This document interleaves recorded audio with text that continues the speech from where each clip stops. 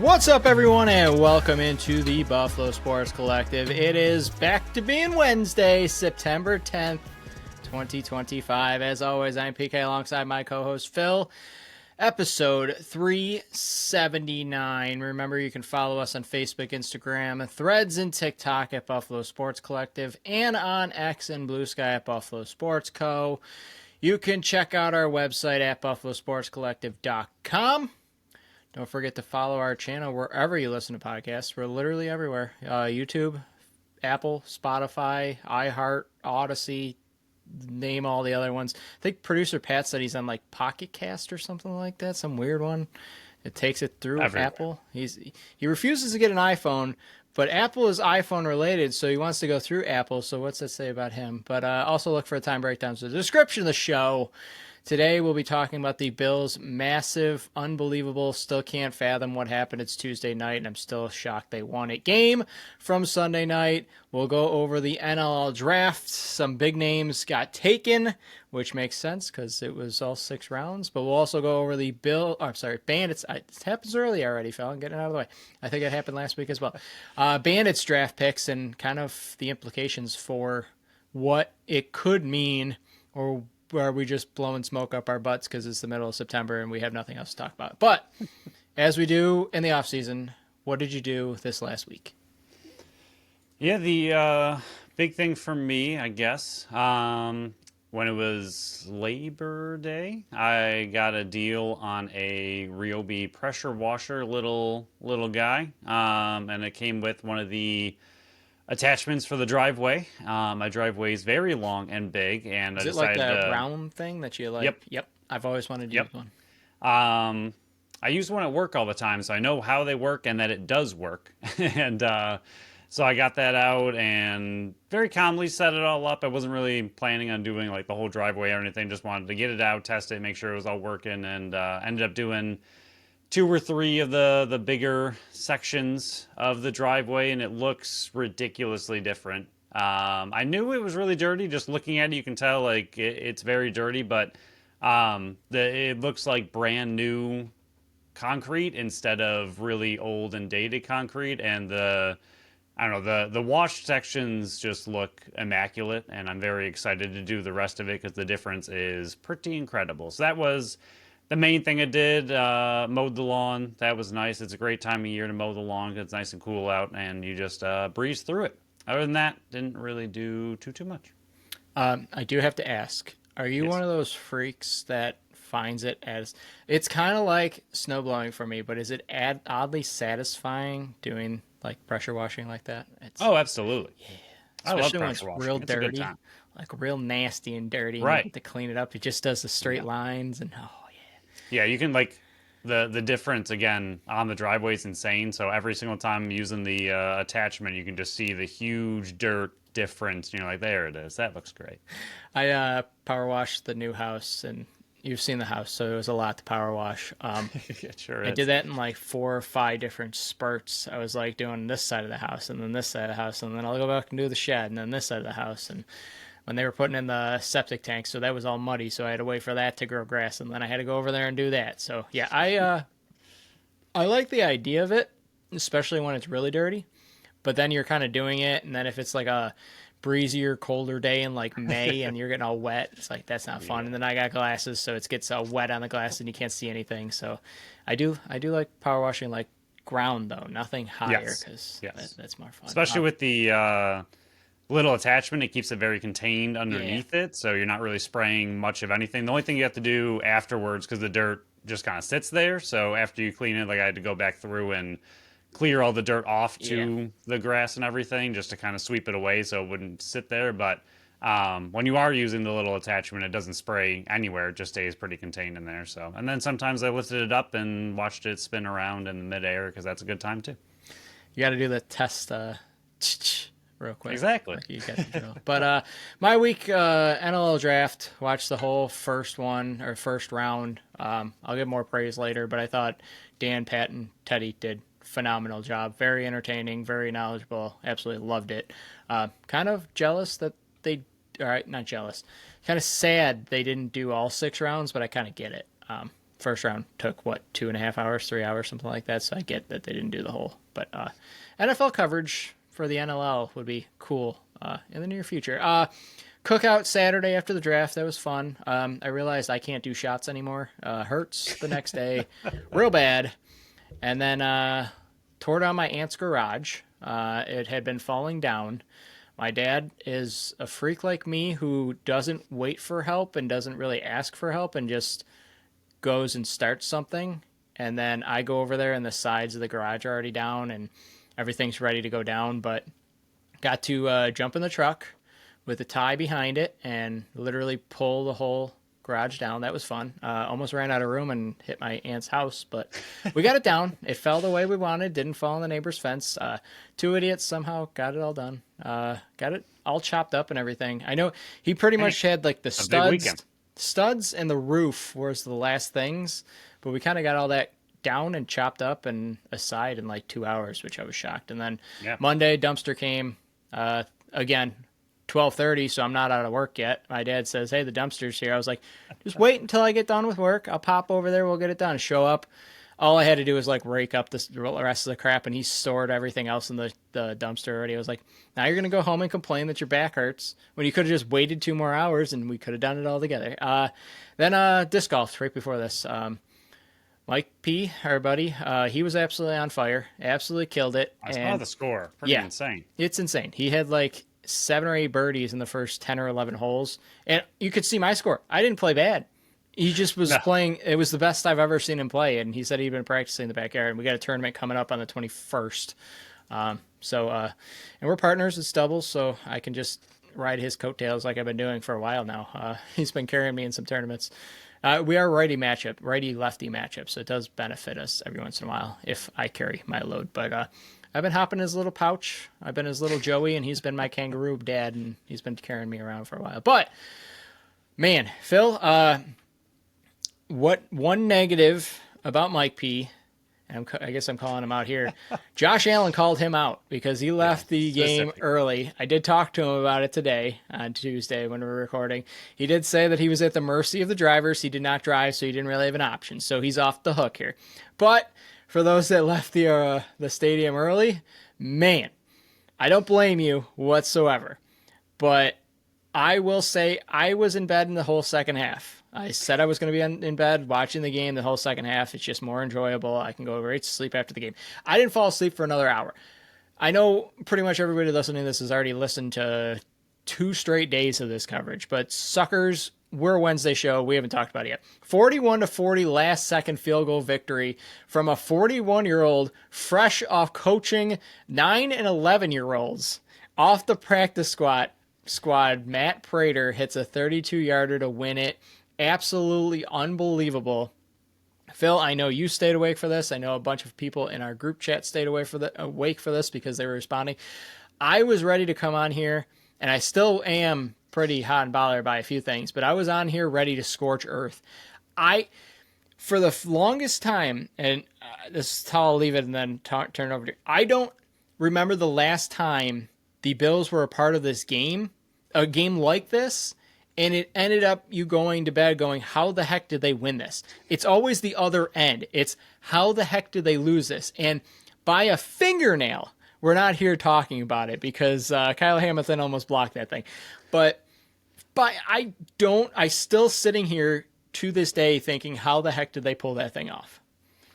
Yeah, I mean, like you said, we were watching it. Our group chat was going, and it was extremely negative. I was talking to my brother on the side as well, and I think it was everyone's big turning point was when it was 40-25. Like, when that touchdown went in and Henry was making everything look ridiculously easy, you're like, all right, well, that stinks. It's only game 1, but we were even saying, like, oh, last year they lost 35-10 to the Ravens, but beat them in playoffs. We had all this kind of stuff we were talking about, and even at that point mentally, I was like, you know what, I'll watch one more offensive drive and then I'll go to bed because I got to go to work. And then they scored and I was like, all right, I'll stay up. But yeah, I mean, the game itself, wild. Like you said, just coming down. There were so many different things, so many different aspects throughout the game, negative or positive, that could have gone in a 1-point game that could have gone wildly different all the way through. I mean, 0 for 3 on 2-point conversions. That could have changed the score. The extra point that was missed by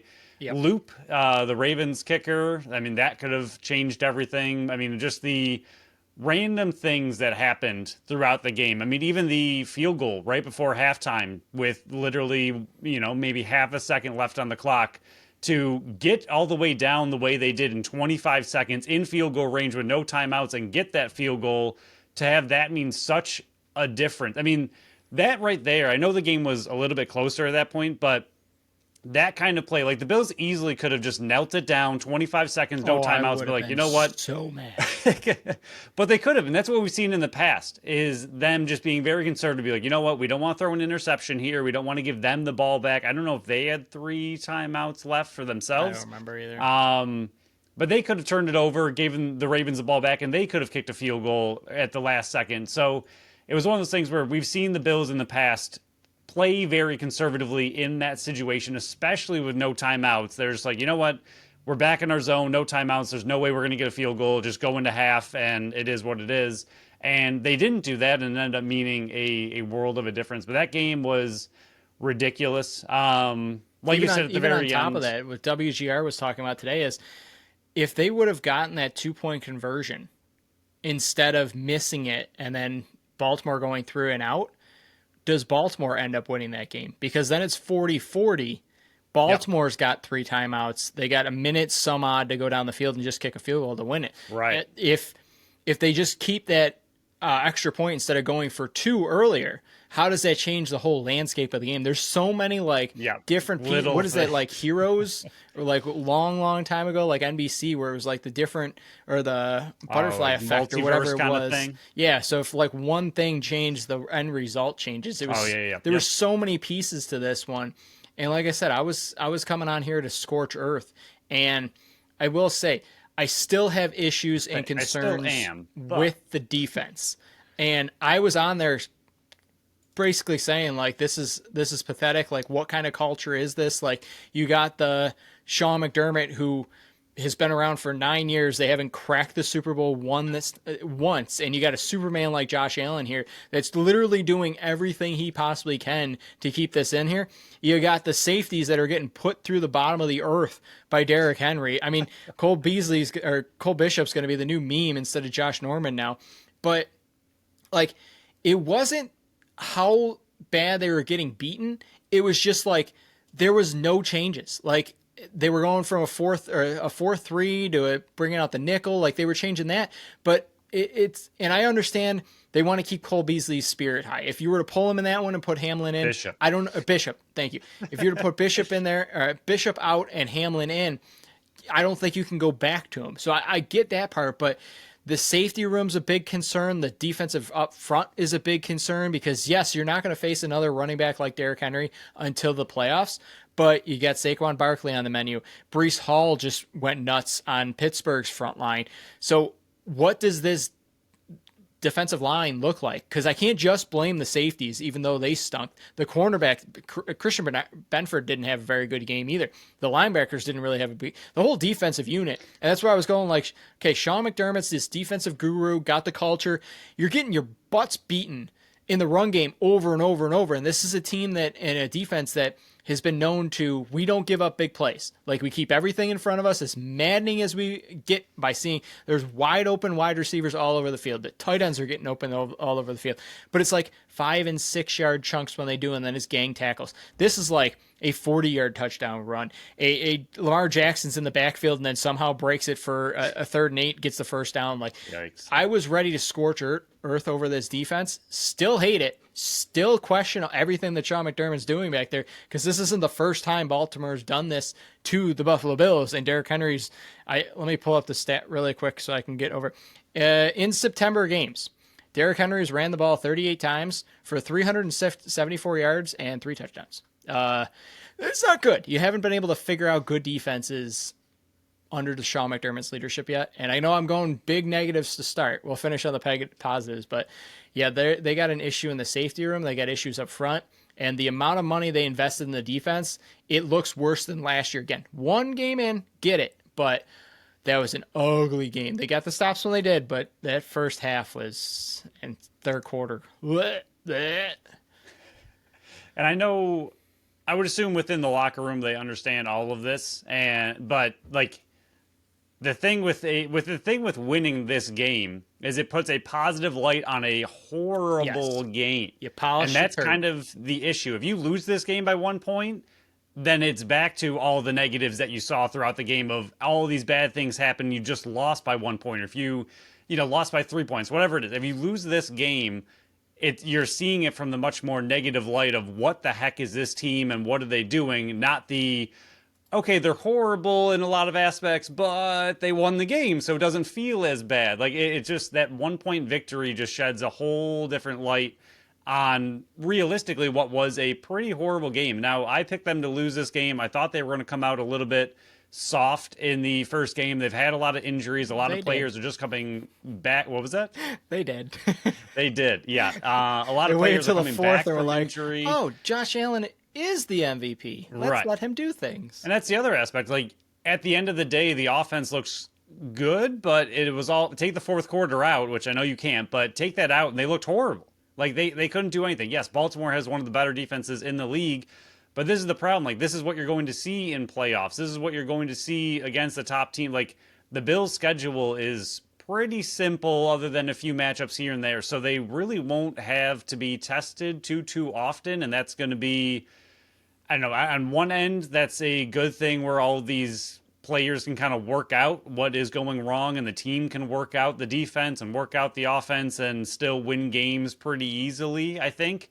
But there's so much to work out, and that is not good. Now, I forgot what it was. I think I just saw like the quote of it that said at the end of the day that somebody would rather be Baltimore losing this game for the rest of this, like being the Baltimore Ravens rather than being the Buffalo Bills. And to me, if the Bills can play this horrible and win that game against one of the best teams in the league that could be a Super Bowl contender, like to me, I'd rather be the Bills because they clean all of that up, which is a lot to clean up. But if they do, they just prove that even playing horrendous, they can still beat a team like this. Yes, a lot had to go their way just to make it happen, but the fact that you can be down 40-25 with only a few minutes left and somehow magically come all the way back and win against one of the best teams in the league, like if they can clean all the stuff up that they need to, which again is a lot to clean up, I think this team can just prove that they can hang with a Super Bowl contender. And to me, this team on the negative side, just I don't know, like the first three quarters looked so bad. On offense, it looked horrendous. The play calling was terrible. I don't know what was happening ever. We're back to, I can't think of his name off the top of my head. Offensive coordinator yeah, before. Why Greg am I blanking this? Dorsey, Ken Dorsey. Yes, we're back to running up the middle, punt. Like what? Right? I just don't get. The play calling was horrible, and that's one of the things that we've kind of mentioned off podcast is like all these other, not all these, but the good teams find ways to use the talent they have, but they're scheming them open. This is 100% Josh Allen, go figure it out. And if you don't, we have nothing to back you up. Like this is not the players are horrible. It's that whatever the play call is not getting these players open. It's not going to their strengths. Like a lot of times we'll see these other teams find ways to make these plays very simple for their QB. These are all Josh Allen, run for your life and good luck and make a hero play. And thank goodness he's an MVP and as incredible as he is. Because if you have literally, to me, if you have almost any other QB, even the best ones, I don't think they're figuring this offense out because I don't know what it is. Like, I don't think the team knows what this offense is. Like, nobody's ever open. It's always just Allen scrambling for his life and finding a play open on a broken play, and that's about it. Yes, at the end of the game, it got a little bit better. Some of the play calls were better. Some of the players were finally getting open, but it took the whole game to get there. And at that point, the Ravens had completely shifted their defense to play a little bit more prevent, and that's when those holes are going to soften up, and that's when those opportunities are going to show themselves. But before that, the three quarters where the Ravens were playing their style of defense, the Bills had absolutely no answer, and that is scary. Yeah, what I'll say about the defense, the players and the play calling was an issue. With the offense, it seemed like it was majority play call, not the players, because you saw that the players that they do have, as much as we were harping on the wide receiver room, I think Keon Coleman can develop into a really, really good number two, borderline number one wide receiver. I don't think he can be one that's up there with the Jamar Chases and the AJ Browns and so forth, whatever. But I do think that the training camp talk about him, it was legit. It wasn't just a storyline. He looks legit. Dalton Kincaid looks healthy. That bullet to him, the catch, and then his ability. Thank God he's got a big butt, because he touched down on that sidelines enough where he was able to get that field goal kicked off with 1 second to go. I saw it. And I was like, they got 1 second. They got 1 second. His butt hit first. So I will say, even Palmer, besides the one play where he just gave up and it was almost an interception, like even Brooke was sitting next to me. Why didn't he move? I was like, exactly. Why didn't your number one offseason offensive acquisition do anything? He just watched it try to go down there, and there's like, oh no, I still got to play football. But besides that, I thought he was a really good player. Shakir was right the there. End of the game catch that was just Yes. a lightning bullet over a defender. Like, that's not as super. It looks super easy, but that's not an easy catch to make through traffic when Allen's throwing it 100 miles an hour right to your hands. Like, it looked very simple, but that was still a really good catch in a huge moment. Yeah, I mean, Allen was just. I'll go to the positives. I mean, Allen's Oliver. ridiculous. I'll start with Oliver because he was one of the only ones on defense. It was his best game as a pro ever. I mean, 6 tackles, 4 run stops, 3 tackles for losses, 3 pressures, a sack, a forced fumble that turned the whole game around, 1 quarterback hit in a hurry. Loop missing that extra point. You already went over that, and that one was huge. Allen otherworldly in the fourth most fourth quarter passing yards with 251. He was 16. That's fourth most. Yeah, he was 16 of 21, 251 and 1, and then he was 10 for 18 rushing with 2 touchdowns. The one knock on the offense also, they can't do the quarterback sneak anymore. Like, I don't know what Kansas City did to them, but it's broken. They can't go left. He tried to go up the middle. He can't do that. He resulted to jumping over the top, which is even more dangerous. I don't know if because Buffalo voted no on the tush push, they're just against doing the tush push now, because that didn't happen. They're not doing that anymore. So it was just sneaks. It wasn't an actual push forward, which was part of the problem. They just gave up on it. Yeah. If you want to do some type of sneak, have Dalton Kincaid or Dawson Knox or Spencer Hawes go in motion when Josh Allen's behind you, quickly run over, take the snap, and run it forward. That'll be the way to get that 1 yard. And then, like I mentioned, Coleman, I mean, he was unbelievable. 44 routes, 11 targets. He was just filthy in this one. Entering Sunday, I know this stat's been going around. When teams scored 40 or more points and led by 15 or more points, they were 772-0. They're 772-1 now. Bills defense, the first 8 drives, 5 touchdowns, 2 field goals, 1 punt. The last 3 punts. Last 3 were a punt, a fumble, and a punt. Bills were the 4th team since 2000 to win despite trailing 15 or more points with 4 minutes to go. They are now 2,312. First time since 67 that the Bills were trailing by 15 or more in the fourth quarter. 3rd time for them ever. And then Coleman, first half, 3 targets, 1 catch, 17 yards. Second half, and I believe this all came in the fourth quarter, 8 targets, 7 for 95 and 1. I thought overall, if you get the offense somewhat close to what we saw in the fourth quarter, you're going to be good. But if we see anything like we saw in the first half, they're in some big trouble, because the majority of those play calls, as Viz jumping on my left, 4 pounds lighter, by the way. I will say I am very nervous about the offense, because the majority of what did work in the first half was just Josh Allen improvising. Yeah, and that's, to me, the biggest issue is they just do not seem to have a good scheme. They don't seem to have good play calling. I mean, I know he's not a huge part of this, but Ray Davis only had like 1 carry. Like, he was fine last year. In this game, he had 1 carry and the one sat him. That one was the one that he had to run up the middle and he tried to bust it out of the outside. I think there was a 3rd down. Just run it up the middle, man. Yeah. And then James Cook did okay, but I mean, he had definitely moments. Obviously, the catch he had was incredible and worked really, really, really well. But but he wasn't amazing outside of that. And again, a lot of that could just be play calling. I mean, the Bills are supposed to have one of the better offensive lines in all of football. I understand that the Ravens have an incredible defense and a great defensive line, but like the announcers kind of were mentioning, they were playing so scared early on with the very, like the screen passes, the end arounds, like all the just kind of fluky play calling, which I don't mind occasionally mixing in, but that kind of stuff, it just seemed like they didn't trust the offensive line to give Josh any time to let I a will play say develop. also And early on, Josh was a bit jumpy until he settled in. He had more time back there.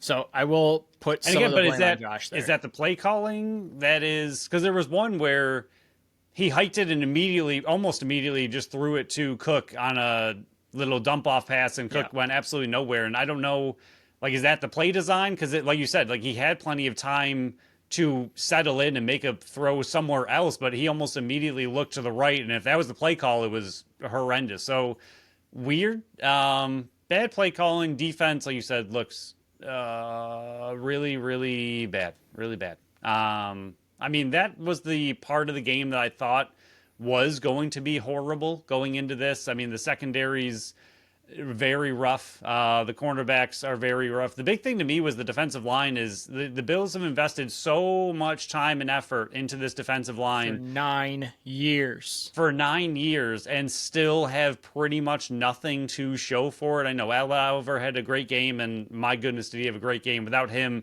you lose this game, very similar to without I Allen, like you lose this Joey game.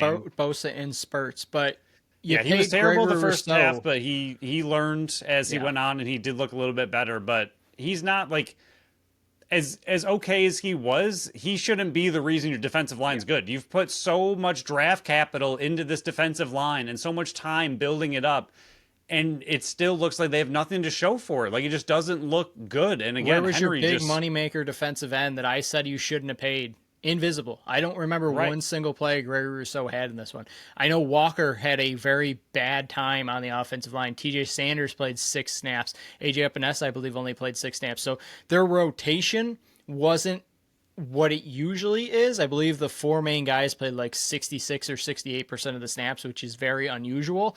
And having Dwayne Carter go down and not having Jordan Phillips in the lineup because he's on practice squad and he wasn't elevated. But I know their defensive line is very, very young. But like you keep saying, they invested so much money, and there's been 9 years of trying to get this defensive line right. If they still, again, do not get it right with the amount of investment and money and draft capital they put into this defensive line, like it's like wide receivers for Brandon Bean. He can't find them. Like it's horrible, and I'm worried because it's not like there's just this magic band-aid that can fix everything. Like Jabril Peppers, he goes to Pittsburgh. That could have been a solution. Again, Could have been something. they're so against fixing the safety room from outside help. And the defensive line I'm also very worried about as well. This whole defense is, again, like I said in the chat, Tre'Davious White and Max Harrison weren't going to fix the issues that were going on there. So if you're hoping that's your magic fix of a Band-Aid, Right. it's not going to be there. That's It's the not going to problem. help. And I think it was Air Raid that posted, I think it was 8 of the last 9 draft picks for the Bills that have been high end draft picks, like first rounders, have been on the defensive side of the ball. Besides And Dalton you have Kincaid, yep.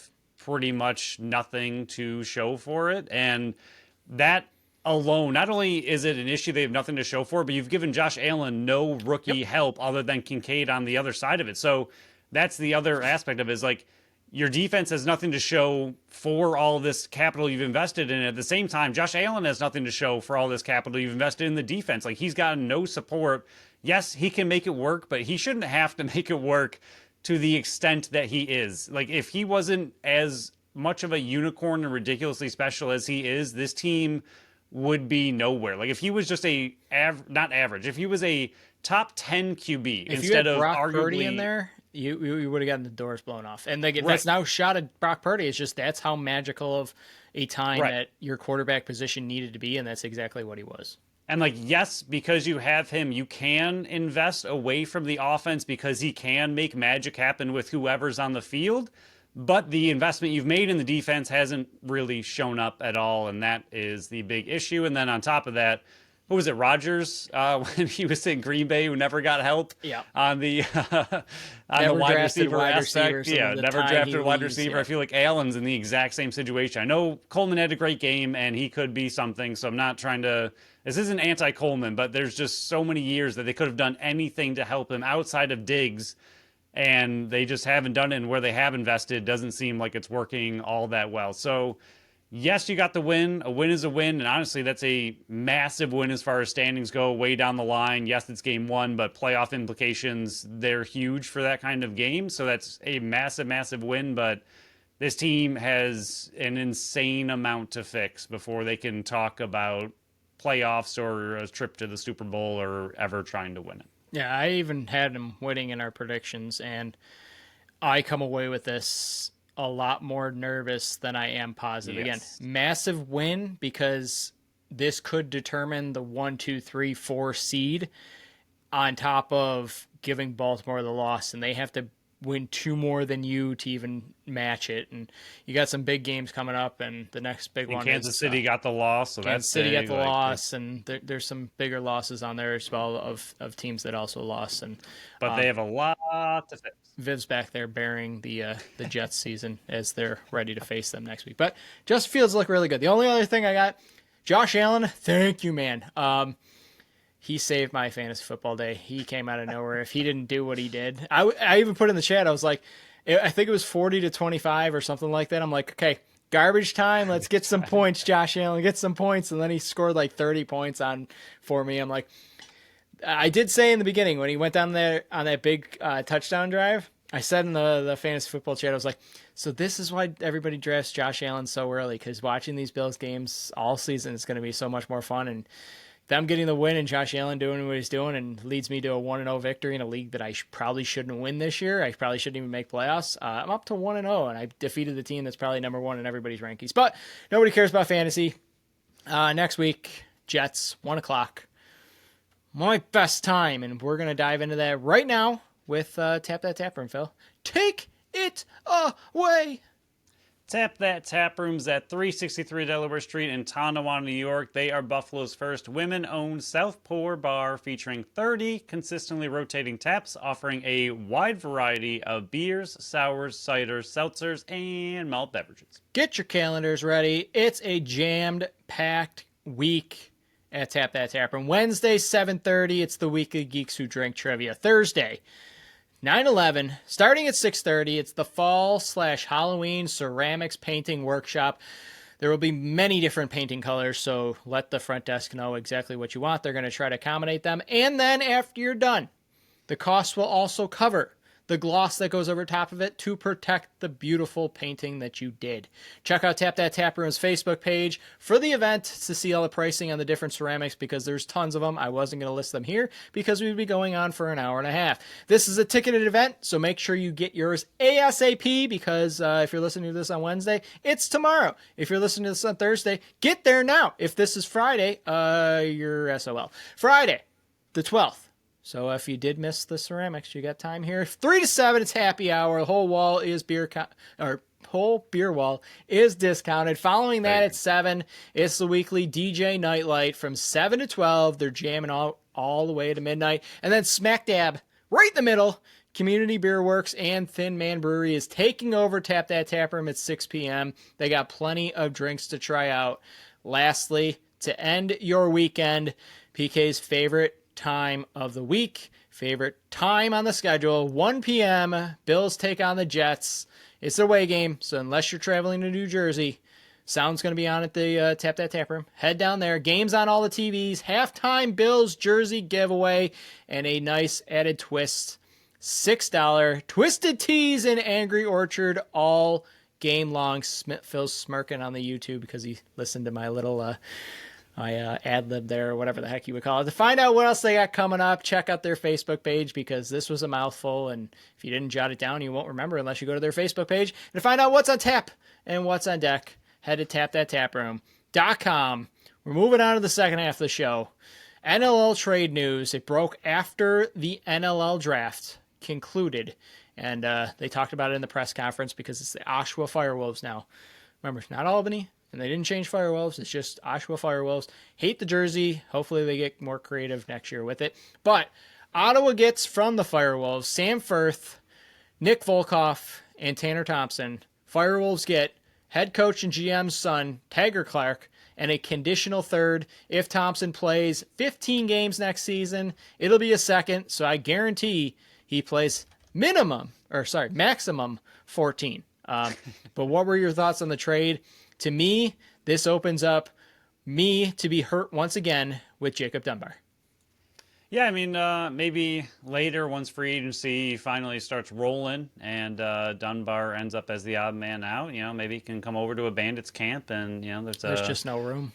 No, there's not. There's not any room. I mean, it makes sense that the Firewolves get Taggart Clark finally and have him head on over there. I think Ottawa, what they were able to get in return was... I love it.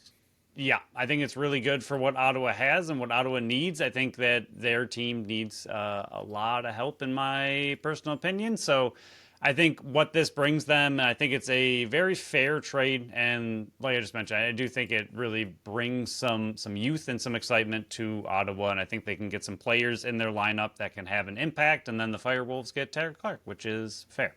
The only question I got is where Clark's going to fit in, because they already got Simmons and Kurtz on the right-hand side. They traded for Jonathan Peshko, and then they also got John Piatelli, who was on the practice squad. So unless they're going to go 4 righties and Sam Firth, who Sam Firth's a lefty, so they opened a hole on the left-hand side. It's going to be very interesting to see how they work. And it does seem like they're going to go 4 righties, 3 lefties, because Firth was the lefty. They got Kyle Jackson, Ethan Walker, and Dyson Williams over on the left side. So if Piatelli is your 5th righty on the practice squad, there's your 4 and 3. It will be interesting because that's a lot of mouths to feed on the right-hand side if Clark's going to reprise the role that he had in Ottawa. But I think this is the 3rd time Taggart Clark's been traded now. It's interesting. But again, that's a minor deal that might have bigger implications as the season progresses, because I do like what Ottawa got. I think Volkov is a very underrated defenseman back there, and I think Clark is more of a 4th, 5th, 6th option on a team, and that's kind of what he's going to be on the Firewolves. And I think you're going to get more out of Volkov than you will out of Clark. And again, Ottawa needs to fix their offense and get more help for Jeff Teat. We'll move on to the draft here. First off, I have something to admit.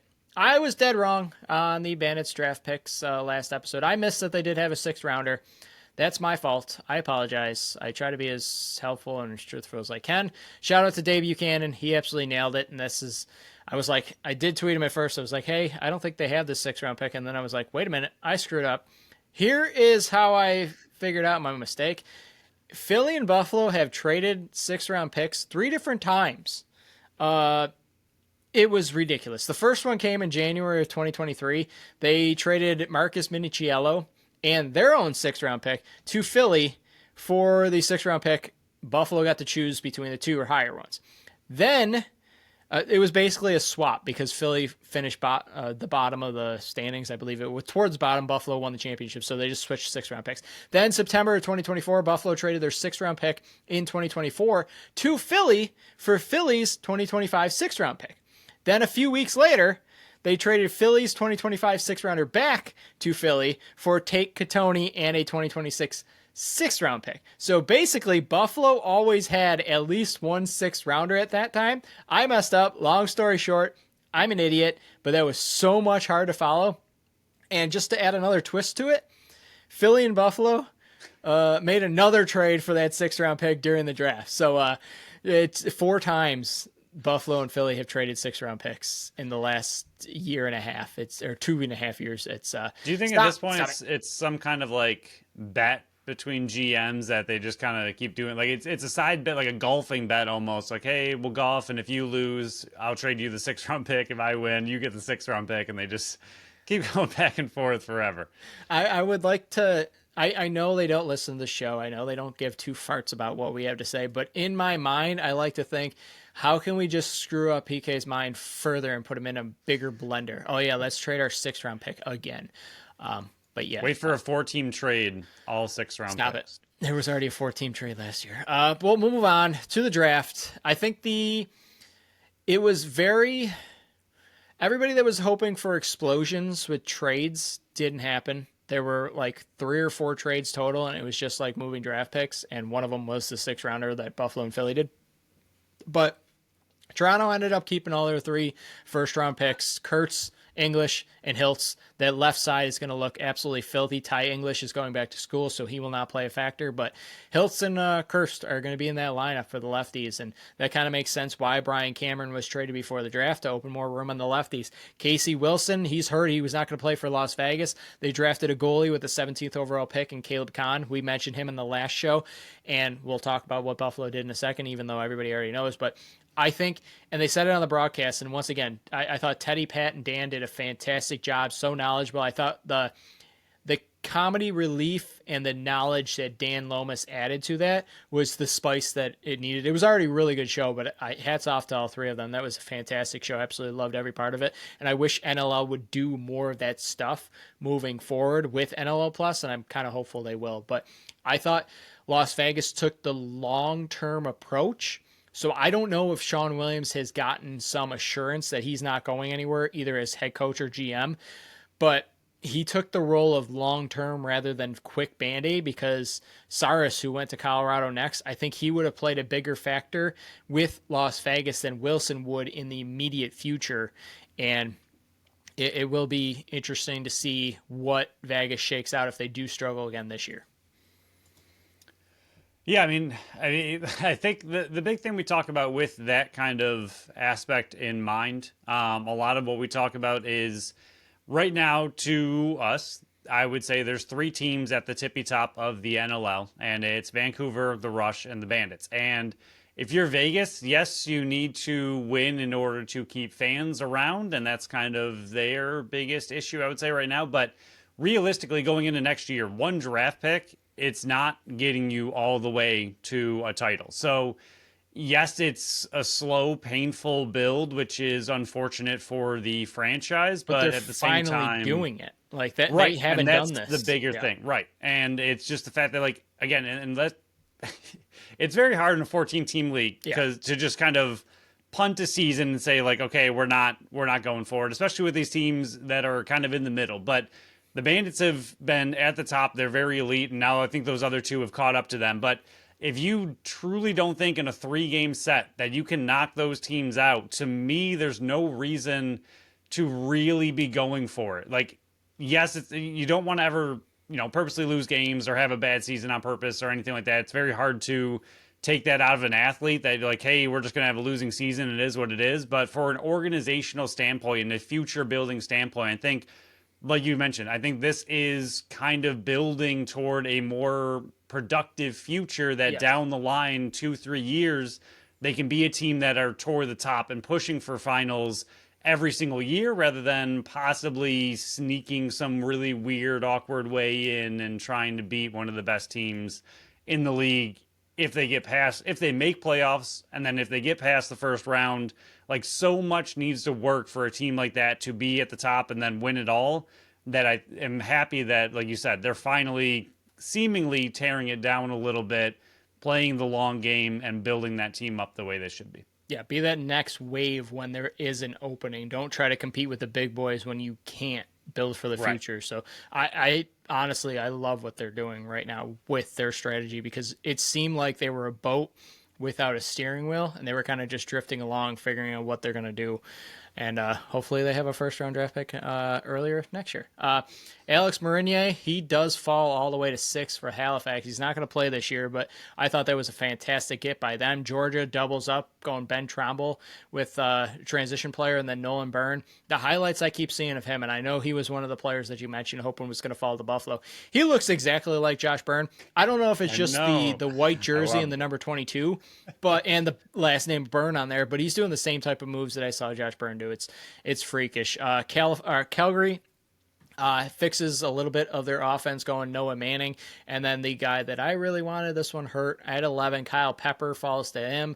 In the middle, Colorado pairs Saris with Connor Knock. I absolutely loved their draft. I thought they did a fantastic job there. Halifax rounds up their first-round draft picks with Will McLeod.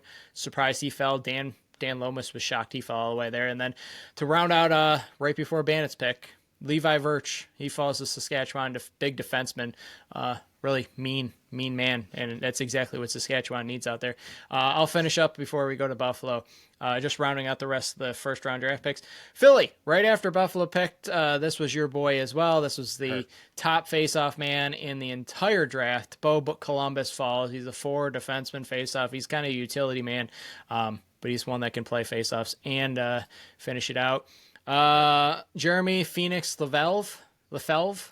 I think I can't remember what they said. He's defenseman. He goes to Georgia, so Georgia gets 3 first-round draft picks, similar to Buffalo last year. And then to round out, 18th overall pick, Ari Steinhaus. He falls all the way to San Diego.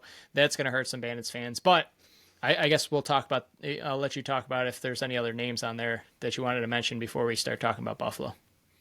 No, the only other one, which you kind of mentioned a little bit earlier, would be Khan, but we'll talk about him when we discuss what Buffalo did. Yeah, so Buffalo, 14th overall pick. They stand pat where they are. You got Bo Columbus on the board. We're thinking, okay, here it comes. This is finally going to happen. This is it. And then they draft goalie. And in my mind, it goes a million different ways. But Waukegan Shaganas, he is the draft pick. He was the goalie of the year, athletic goalie. He's still got junior eligibility left. 6'2", 180. He's still going to grow a bit more from Peterborough playing with Junior A. Just 18. He won't even be 19 until February. He lives in Ottawa. Second overall pick in the 2024 OJLL draft by the Lakers. He played in 15 games in Junior A, 10-4, 736 goals against, 854. 854 save percentage in 9 games this playoffs, 776, 846 save percentage in juniors for his entire career since 2022. He's 11-13, 7.85 goals against and an 834 save percentage. He was the best goaltender in this draft, and I think even they covered it on there. Phil, what were your thoughts when they drafted a goaltender in the first round, the 14th overall pick? Because dating back to when we first started this, all the way back to Brett Dobson, you've been coveting a goaltender behind Matt Vince. They finally get one here.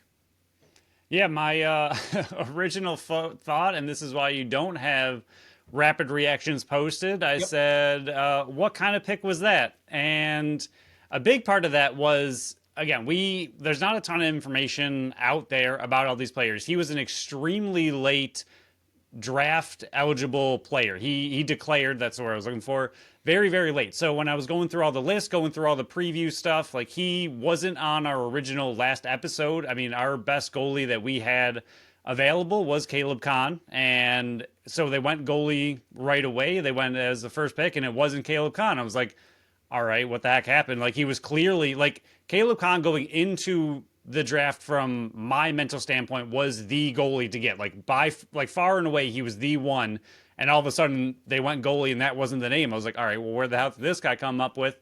And then diving into it very, very deeply over the last few days, incredible pick. To me, the biggest thing, goalie is such a huge position. We talk about this nonstop on this podcast. It is probably the number one thing we hammer home all the time is that goalie is extremely, extremely important. Like you already mentioned, he's only 18. He's got 3 years left of junior eligibility. He just was a rookie, but still got the goalie of the year in the OJLL, which is really incredible. But the big thing with him, to me, as far as like Khan and this goalie goes, and in general for the Bandits picking a goalie, Steven Stamp did an incredible job over the summer and for this pick alone. But over the summer, he had his own musings about the upcoming drafts all the way from 2025 to 2028. He had the man's a wizard. The man's a wizard. He had what goalie prospects could be a first-round pick from now till 2028. That's 4 years of drafts, and he had 4 goalie prospects total in all of those drafts that could potentially be first-round picks and could be a true starting goalie, true generational talent for their team. And 2 of the goalies were Khan and Shagnosh, but he had both of them declaring in 2028. So they declare 3 years ahead of time, which is wild. But because of that, Shagnosh was one of the ones that he picked as arguably the best in the next 4 drafts to possibly come out. And even for this, in his top 50, with that late declaration. He had him all the way up at 13 as his overall draft pick. And then Caleb Kahn, who going into this process we thought was the number one goalie going into the draft at first, he was ranked 27th. So that's a pretty big gap for two potentially generational goalies that this guy they think is, I mean, arguably that much better. Yes, Kahn and Shognosh are both only 18. Tons of development time to go. We'll see how it plays out in the future. It's going to be a long, long time. But I think what the Bandits were able to do, getting one of the possibly only four goalies to be a potential generational talent and could be the backstop for the Bandits for a long, long time if he ends up developing the way he already has begun. I think it was a really, really good move, especially knowing, again, just how big of a position goalie is. Once Vince is gone, you need something big. You can't just have an average goalie back there hoping it works out. And the big thing that you and I were discussing in the offseason is Byrne and Smith are in their prime. Like, you don't have time to wait for a goalie to get ready or to slowly find and keep taking shots on these, okay, this guy could be their goalie. This guy could be their goalie. Like, if you have the opportunity to take what could be the best prospect goalie in the next 3 or 4 drafts, and they were able to go and get him, like, that's the move they need to make to keep pushing this team forward for whenever Vince does decide to step back. I think, again, at first I was very confused, but looking way, way more into it, it seems like he could be the real deal and could be someone that is, again, the backstop for the Bandits for a long, long time. I think it was a really great pick. But before we get all excited and everything about him, yes, Vince is still possibly here. We haven't heard anything, but they did mention that he could follow a similar path to Christian Del Bianco, who was also drafted at only 18 years old. It took him 3 years before he was a starter, and even then it took him a little bit of time to develop. So don't expect him to come in this year. Don't expect him possibly to even come in next year. He might end up being a backstop, a backup for them to just get some games in. But realistically, it looks like he could be 2 to 3 years away from being a goalie, but it looks like he has the makes to be potentially very, very high praise. So we'll see. But they did, give him the Christian Del Bianco comparisons. They said, don't expect it, but at the same time, could he be a goaltender of the year in the future and be that great? Yeah, it's possible. So for them to be able to get a player while you still have Matt Vince of this caliber, absolutely love it. Yeah, so you went over all the youth numbers and the scouting report of it. I went a different route, and this is why having no word on what Matt Vince's future is, my mind's already messed up all the time, and this just took 7 different layers deeper now. I instantly went, okay, they're taking goaltender. What does that mean? Like, instantly it goes, what does that mean for Matt Vince? Did they get some type of word? Even though it's a draft pick, he's 18 years old. I know he's not going to come in and be the starter day one, even if Matt Vince does hang it up and does not come back. Again, I'm dodging that word because I'm not saying it this entire offseason. I'm not going to say it. But it got me thinking, like, okay, what does this mean for the goaltender position for Buffalo? They already have Evan C back there. Are they not happy with his development? Do they just want more competition back there? Do they want the fill route where you just get goaltenders and keep drafting them until you find the right one? Like our motto is with quarterbacks in the NFL. Take a couple every draft because you never know what you're going to hit. If you really need... Worst case, you get great draft picks in return because someone else will take that same shot. Yeah, quarterbacks and goaltenders are the exact same thing, how important. If you do not have a good quarterback, you're not winning a Super Bowl. If you do not have a good goaltender, you're not winning the NLL championship. It's that flat simple. That's how important goaltenders are for this position. So I'm not knocking the pick whatsoever. I like the pick. The more we dive into it, the more and more I like it. My biggest hope is that he does not need to be signed. He can stay on the draft list for 2 or 3 more years, so you're not rostering 4 goaltenders. That's my biggest hope. But secondly, it's going, okay, what does that mean for Matt Vince? Like that instantly, they're in a 3 straight winning championships type of scenario, but they just drafted a goaltender. And I understand everybody's been saying for years and years, you need the next goaltender in the waiting for Matt Vince. And our point is, but that's true. But you have Matt Vince right now. You're not going to start anybody over Matt Vince. And if Matt Vince isn't here, I do not know how big of a hit that takes for Buffalo. And that's instantly where my mind goes. Because yes, Steve Dushirk has the role of now and future. For me, I have the same thing in my mind, but I'm not sitting behind a GM desk. So my mind instantly goes to, okay, what does this mean for Matt Vince and his future? Did they get some type of saying from him that, hey, I'll come back for one more year. Hey, But that's it. this is my final year. Hey, I'm done. Like, did they get some type of wording, or did they just see this guy and say, hey, this could be our long term answer when Matt Vince does decide to hang it up? I'm leaning that's the way this is. And now it just goes to, okay, how long can you keep him on the draft list where you can keep Evan C getting practice shot or practice squad time?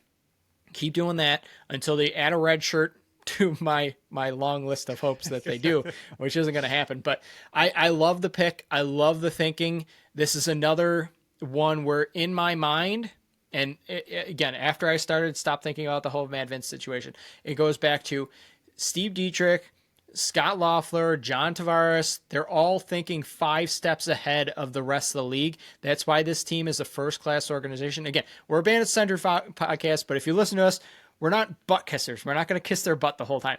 If we need to knock them, we knock them. But again, this is why they are top tier, because you're building for the now while also thinking, how do we maintain this and do not fall into the basement when Matt Vince does decide to hang it up? This could be their route. I absolutely love it. I think we've talked enough about the number 1 pick. Number 2, and I just quickly Googled this because they got this 21st overall pick from Philly in the dispersal draft. Let me ask you a question here. Last year, with Panther City dispersing, Buffalo traded that dispersal pick to Philly for Philly's second round pick. And we were thinking, okay, and I think we even said it on the podcast. We can probably go back and listen. Is the talent at number 14 in the dispersal draft better or worse than you can get with that second round pick? And we both thought Philly was not making playoffs, that they were going to struggle, and that it was going to be an earlier second round pick. It was number 21 overall. Philly used that dispersal draft pick to pick Anthony Malcolm. Buffalo used that draft pick from the NLL draft this past weekend. Coltrane Tyson, he was one of the players that we mentioned from Brampton MSL. He's only 23 years old, 6'5", 205. His first name fits him perfectly. The biggest issue with him is he's battled injuries. So my question to you is, would you prefer Tyson or would you prefer Malcolm with that trade? Now that we can revisit history. So it's Tony Malcolm? Yep. All right. I mean, I think that, I like the youth, first off. Tony, I did need to look him up. He's 32. I know we talk a lot about what that brings to a veteran team and what that brings to a championship caliber team is that kind of player. Like you kind of like the middle-aged prime time kind of guys, but I think that we saw it last year with Lucas Nielsen. They finally got their younger righty to kind of develop in the background and get that kind of process moving. To me, this is their younger lefty to do the same thing, kind of get that process in the background moving of, hey, these guys aren't going to be here forever, or injuries, who can we possibly very slowly bring up? Like, this is what, again, they do an extremely good job of, is thinking of the now and the future. Last year, you saw their kind of young righty forward. This year, I think you saw that young lefty forward come in. Personally, I would rather have the higher ceiling upside of a younger player like this, younger talent like this, than what Tony Malcolm's already done in the NLL and what he brings. I think I'd rather have the, again, can kick down the road, future. Who knows how many games this guy will get in for the Bandits, if any, this season. I mean, yes, he could get into 1 to 2. If there's injuries, we'll see what happens. We'll see what they want to do with McKay again. All that kind of stuff kind of plays out. But to me, I want the youth. I want the high ceiling potential that this kind of player brings.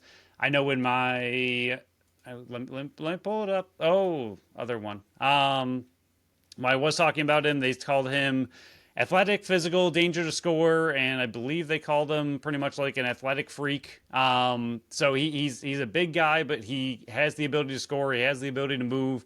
He's, as much as I kind of want him to be a lane setter, I think he's more of a Dane Smith, Josh Byrne-esque guy. He's only 205 pounds. While that's big, it's not 230, 240, 250 like a Zed Williams is. I think he's going to be a little bit more of your lane setter, but also has the ability to score, also has skills. So To me, I love what he adds and what he brings to that left side, and I think he is a very good player to develop slowly in the background. Injuries, like you mentioned, are already kind of a big thing, but if he can stay healthy, I like that they are adding youth to that left side, just like they did the right side of the year before. Yeah, there was a reason that we talked about the left side, and we're focused so much on the left side last episode because we thought that what they did with the righties, they need to do with the lefties. And I like Coltrane.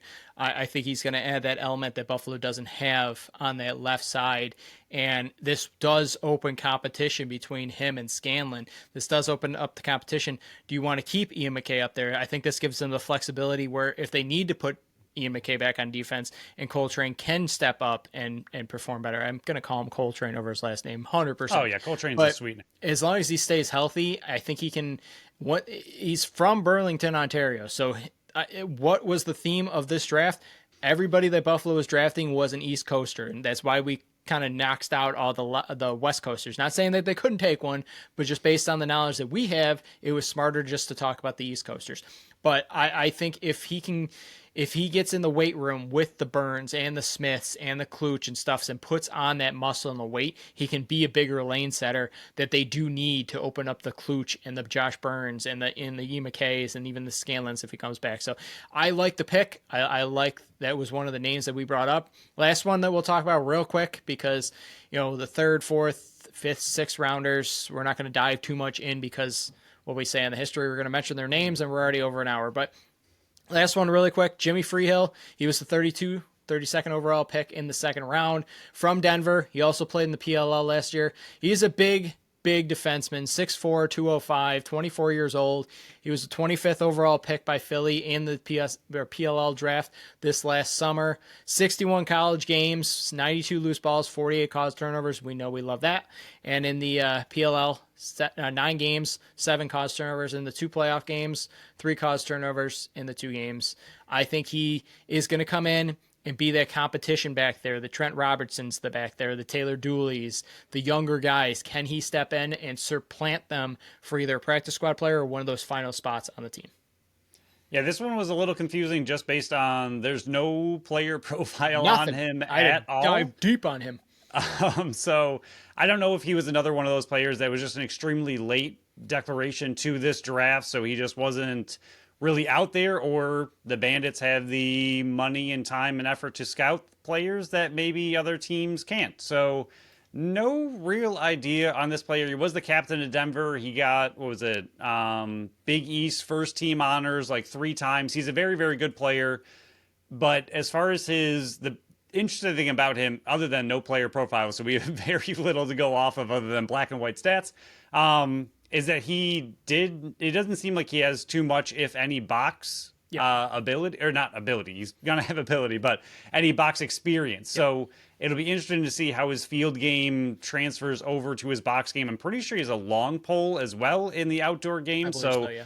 Not saying that they don't use the short stick at all, but it'll be interesting to see how that game can transfer into box, especially box and field are wildly different, especially going long pole to short pole. Yep. So we'll see what he brings, but I think overall he's very athletic. He was a captain. Everybody, from what I've read on the little bit of research we could do on him, it seems like everybody loves him, loves his attitude, loves the style he is. So whoever he is, not 100% sure, but it does seem like I have no problem with them adding any kind of defensive depth to this team. Keep adding as many of those players as you can. Like you mentioned already, it's great competition for all of those guys back there. And like you said, it could push a Trent Robertson right out the door in camp if he is able to kind of make that move. So kind of weird that they took somebody with no profile, but again, maybe there's a reason for that we don't know. So it'll be interesting to see. I wish there was more information on them, even for me, because I'd like to know more about him, why they picked him, all this kind of stuff. But the Bandits article just said, hey, we drafted a goalie and then these other guys. So we'll see down the line if we can get any more information on him. Yeah, so I'll fly through these last 4. Carter Coffey, 3rd-round pick. Looks like he's got 2 more years in college, so I'm expecting him to not seeing him in the next few years. Jaden Kennedy, defenseman, forward. Buffalo said one thing, the draft said the other. He's a former junior Bandit from Lakeshore High School, declared early. He's still only 20 years old. You got in the 5th round David Burr from Robert Morris, again, declared early. Career at Robert Morris, put in a lot of goals, 96 in 48 games.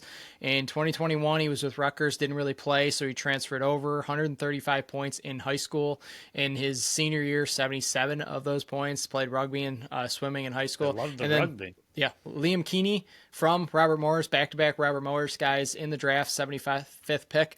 Another former Bandit, junior Bandit, I should say, from South Buffalo, is 5'10", missed all of the 2024 season, but last year he also went to high school in Canisius, 75 goals, 125 points. So later picks, but also camp bodies that if the Buffalo does sign them, more bodies and more runtime. But I think overall, I like the Buffalo Bandits draft. I think they hit the needs they needed to, besides face-offs, but that's a different story. But real quick, with the other players that we mentioned, because we mentioned a lot of names, every player that we mentioned in the last show got drafted. Owen Hiltz went 3rd overall, so Buffalo had no shot at him.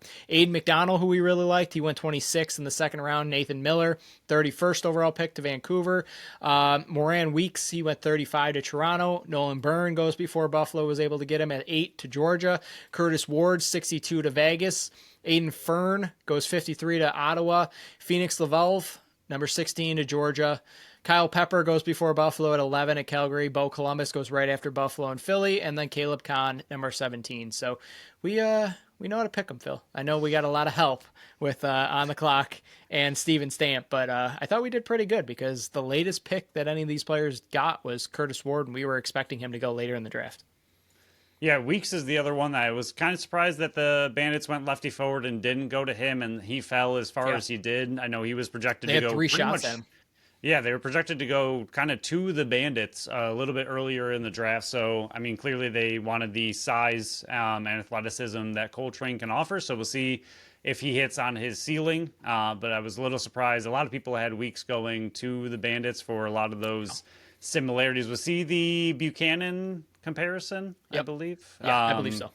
So that would have been nice, but that's the only other one. And then Coffey, like you said, has a few more years of college, but he keeps getting better and better, and he seems like he could be a potentially good transition player in the future. Again, that's a very good way to kick the can down the road, but seems like a player that keeps getting better and better every single season, but also he was able to get 20 goals, 23 assists in Junior B in 23, so he's got that ability in him, and I think in his rookie year in Orangeville, they trusted him one-on-one as a defender against some of the top players that he was going against. One of them was Nolan Byrne, and he seemed like he did a really good job against him and shut him down. So I know he's round 3, and we don't really like 3 through 6, but for someone who could develop down the line, won't need to be in a Bandits camp anytime soon, he's someone that seems like he could be a really good one-on-one defender that offers some transition upside. So I am excited to see kind of down the line what he might be able to offer.